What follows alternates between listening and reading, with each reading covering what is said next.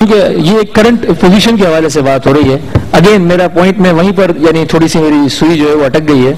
اختلاف ہے، نچلے لیول پر نہیں ہے، علماء حضرات کے درمیان نہیں ہے، لیکن ایک ٹولہ بہا کر لے جاتا ہے. ہمیں کیا کرنا چاہیے؟ اب تھوڑا سا میں اگر آگے بڑھوں، اب کیا کیا جائے کہ یہ ٹولہ جو ہے وہ ہم پر غالب نہ آئے؟ لیکن پہلے مرحلے میں اب یہ کہ جب بات مرض کا ذکر ہو رہا ہے تو اب اس کا سبب بھی بیان کر دیا جائے تو کوئی حرج نہیں ہے. اب ایک چھوٹا ٹولہ کہہ کے جو ہے وہ بات اتنی کلیئر نہیں ہوگی. اب ایک حد تک کلیئر کرنا پڑے گا کہ اس وقت عالم اسلام میں ہم نہیں کہتے کہ سارے دیوبندی یا سارے وہابی حضرات، لیکن ہاں اتنا اب کہنا پڑے گا کہ اختلافات کی ایک بہت بڑی وجہ بالآخر سعودی عرب کے کچھ علماء ہیں، ہم سب کو نہیں کہتے. اب یہ بات ایسی ہے کہ بالآخر اس کو اگر نہ مانیں اور ذکر نہ کریں، یہ ایسا ہے کہ جیسے ہم علاج کی کوشش کرتے رہیں اور اس کے اسباب کو بالکل ہی فراموش کرتے ہیں تو کبھی بھی علاج نہیں ہوگا.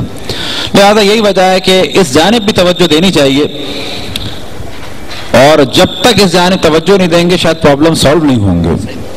وہ یہ کہ آپ چلے جائیں تقریباً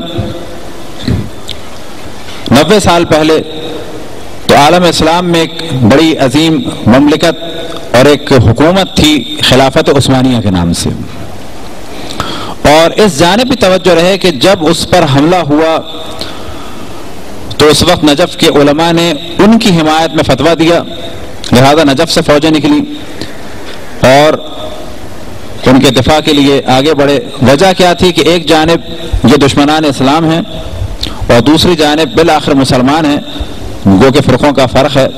تو نجف سے تو ان کی حمایت ہوئی، لیکن عین اس دور میں ترکی کی مرکزیت کو ختم کر کے، ابھی ایسا موضوع ہے کہ ممکن ہے کہ کسی کے ذہن میں آئے اور دل آزاری کا سبب ہو کہ یہ جی توہین ہو رہی ہے کسی کی، نہیں، فرقے کی توہین نہیں ہو رہی، علاقے کے افراد کی بات ہو رہی ہے. اگر عین اس زمانے میں اس مرکز کو توڑا گیا اور عین اس زمانے میں عبداللہ ابن وہاب کے افراد کو مسلط کیا گیا، اور اس مرکز کو توڑنے کے لیے برٹشر نے بہت کام کیا، یا بالفاظ دیگر عیسائیوں نے، یہودیوں نے بڑا کام کیا، اور بہت جلدی ان بادشاہوں کو اسلام کا رہبر بنا دیا کہ جن افراد کے ذریعے سے پہلے مرحلے میں اسلامی مرکز کو توڑا گیا، اور توڑنے کے بعد نظریاتی مرکز بھی اسی کو بنا دیا.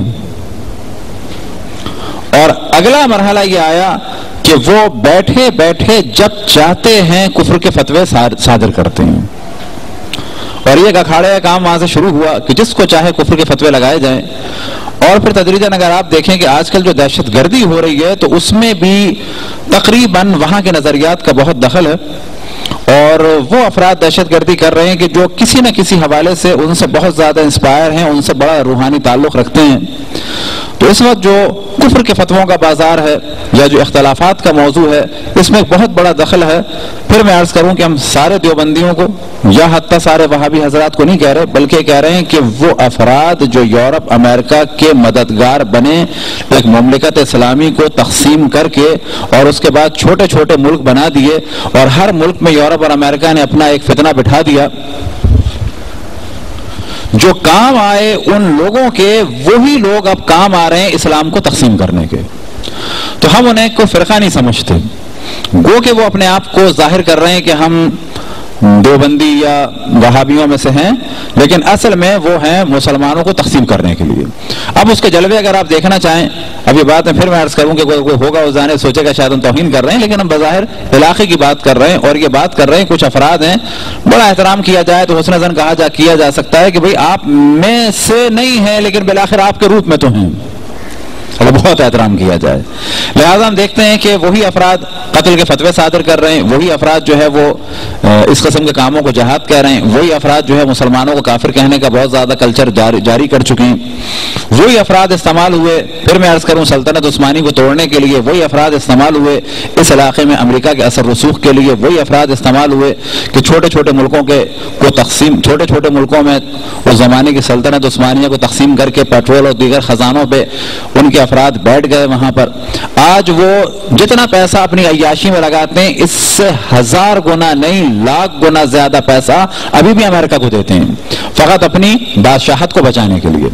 انہی افراد کی اگر آپ کیفیات دیکھیں کہ جب حزب اللہ اور اسرائیل کی جنگ ہوئی تو انہوں نے یہاں تک تو کہہ دیا کہ حزب اللہ کے لیے دعا کرنا حرام ہے، لیکن ان میں سے کسی مفتی نے یہ فتویٰ نہیں دیا کہ امریکہ میں یا بحرین میں یا قطر میں امریکہ کو اڈے دینا حرام ہے. یہ کسی نے فتویٰ نہیں دیا. یہ کسی نے فتویٰ نہیں دیا کہ امریکہ کے بینک میں پیسے رکھوانا حرام ہے. یہ بھی کسی نے فتویٰ نہیں دیا کہ عین جنگ کے زمانے میں امریکہ کے پرچم کے ساتھ جہاز آ رہے ہیں، وہاں سے تیل جا رہا ہے اور پھر امریکہ کے پرچم کے ساتھ یہ تیل جو ہے اسرائیل جا رہا ہے، لہٰذا اس وقت یہ تیل دینا حرام ہے. لیکن ہم یہ دیکھتے ہیں کہ بڑے آرام سے ان کے فتوے آتے ہیں کہ یا رسول اللہ کہنا بدعت ہے، اس گروپ کو نہ آنے دو، اس مولوی کو نہ آنے دو، یہ کافر ہے، یہ مشرک ہے.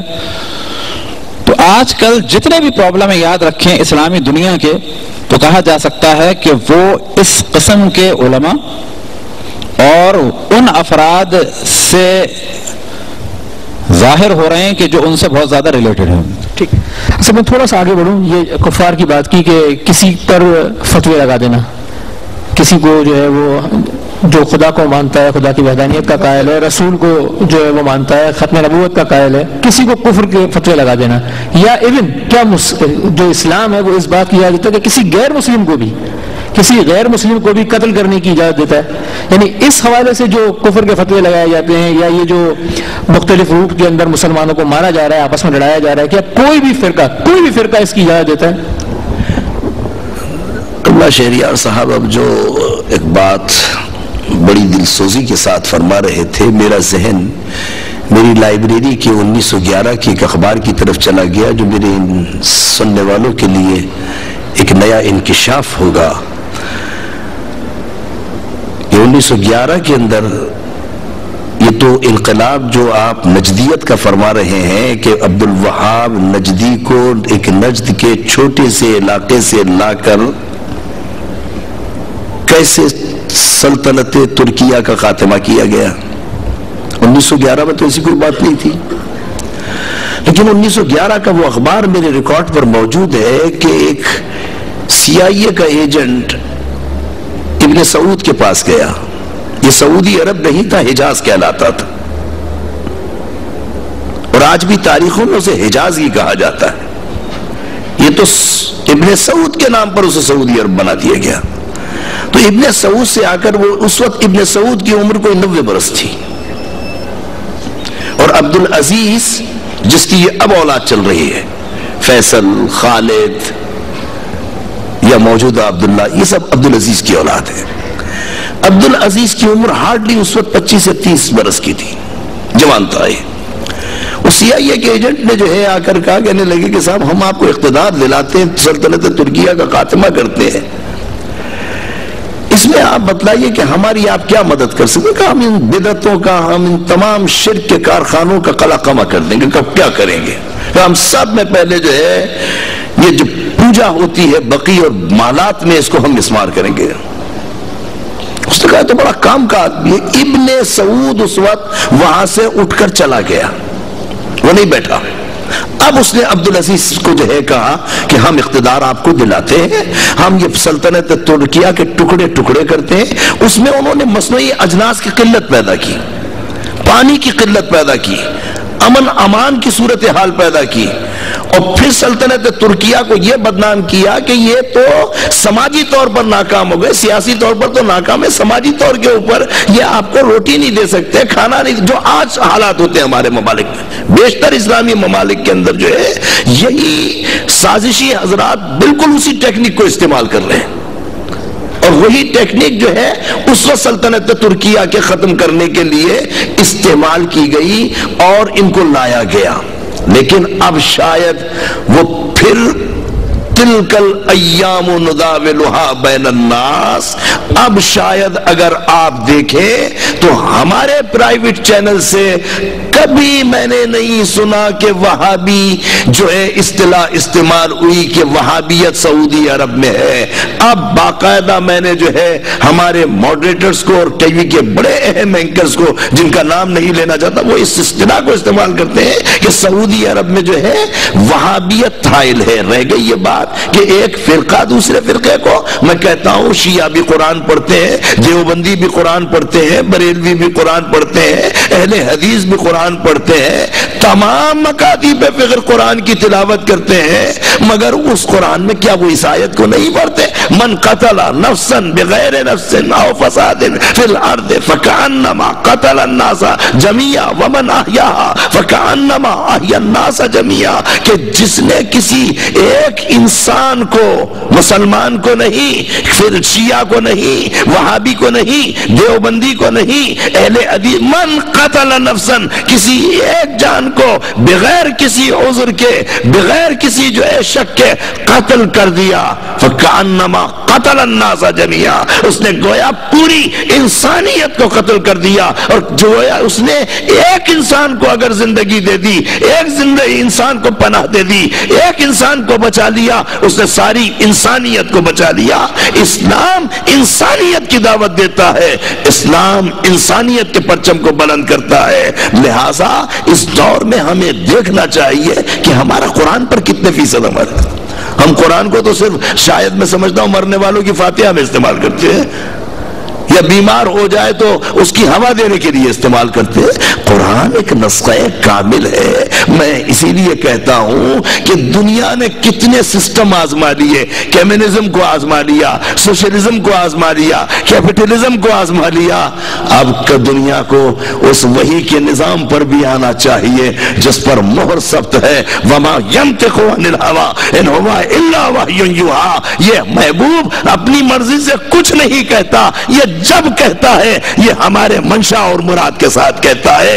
ایک مرتبہ وحی کا نظام، قرآنی نظام اگر ہم نافذ کر دیں، میں سمجھتا ہوں یہ ہمارے درمیان کے جتنے اختلافات قرآن پر عمل ہی نہیں رہا۔ نعرہ تکبیر، نعرہ رسالت، نعرہ حیدری۔ اور آج ربیع الاول کی 12ویں شب ہے، میں قرآن کی بات کر رہا ہوں، ایک بچہ ابھی قرآن کریم کی سورہ قدر کی تلاوت کر رہا تھا، میں اس کی تلاوت پر یہ سورت ہم جب پڑھتے ہیں تو شاید 2 یا 3 منٹ میں سے پڑھ دیتے ہیں، مگر وہ بچہ جس لہن سے اس سورت کو جو ہے 10 منٹ تک پڑھتا رہا، میں حیرت میں تھا کہ یہ بچہ کس انداز میں قرآن کریم کی تلاوت کر رہا ہے۔ میں نہیں جانتا وہ کون تھا، لیکن ہم اس قرآن کو صرف جو ہے زبان سے پڑھتے ہیں، دل سے نہیں پڑھتے۔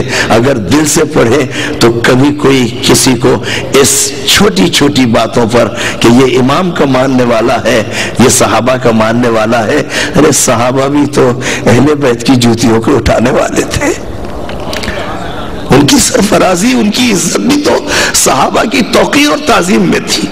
ہم گرفتار ہے ابو بکر و علی، صرف ان چھوٹی چھوٹی باتوں کے اوپر ہم الجھ کر اگر انسانیت کے قاتل بن جائیں تو شاہد بھائی ہم کون سے اسلام کی خدمت کر رہے ہیں، کون سا اسلام نافذ کر رہے ہیں؟ اسلام تو انسانیت پہلے سکھاتا ہے، یہ فرقے تو ہم نے بنا لی ہے۔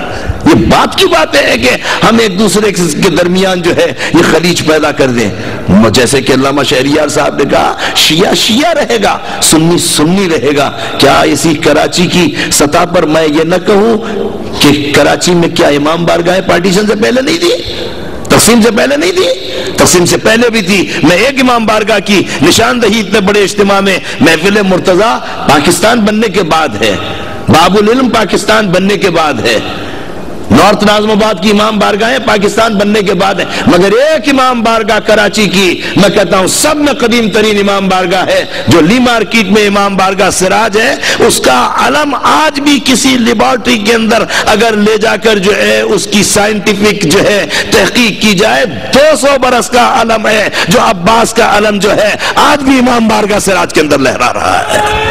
یہ شہر تھا، امن کا گہوارہ تھا۔ ہمیں امن کی بات کرنی چاہیے، ہمیں شیعہ سنی کی یہ شہر جس شہر میں میں رہ رہا ہوں، میرے آبا و اجداد کے میں کردار کو دیکھتا ہوں، میں آج نہیں शुरू से हमारी 200 बरस की नस्लें गुजर गई, मगर इस शहर में कभी इख्तिलाफ नहीं था। फिर मैं उसी तरफ पहले सवाल की तरफ लौटता हूं, जब तक हम मसनूई हजरात को अपनी सफों से अलहदा नहीं करेंगे। ईरान के अंदर जो है, इस्फहान के अंदर सुन्नी हजरात नहीं है, तेहरान में नहीं है, सब है। क्या इख्तिलाफ है वहां? मैं कहता हूं हाइल में शिया सुन्नी है।